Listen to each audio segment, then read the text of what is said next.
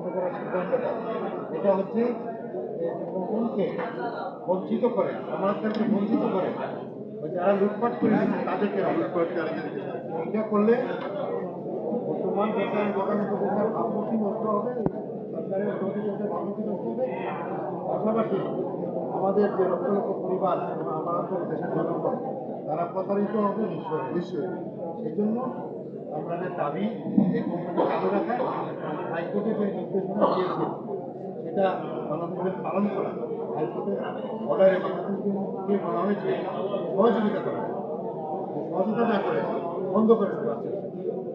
সেইটা করলে অন্যায় কাজ হবে, অন্যায় কাজ হবে, মানুষ বাংলাদেশের মৌলিক অধিকার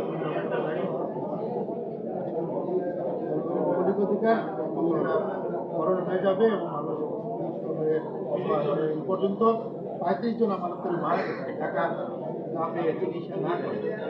সেটা আর হতে দেওয়া যাবে না। আমরা চাই বাংলাদেশের জনগণ যে প্রতিষ্ঠান যেটা সরকারের লাইসেন্সদারি, এই কোম্পানিকে লিমিটে যারা কাছে তাদের শাস্তি হোক, তাদের সম্পদ টাকা আদায় করে এই আমাদের দল কোম্পানি বন্ধ করা এটা অন্যায় বিচার হবে। এটা জেনে প্রয়োজনীয় ব্যবস্থা নেন, ভালোভাবে চালার জন্য সহযোগিতা।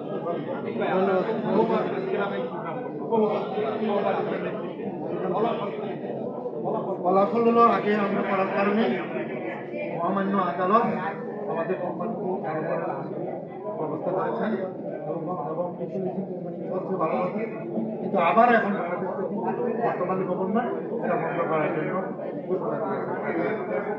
এটার প্রতিবাদে আমরা 1400 কোটি টাকা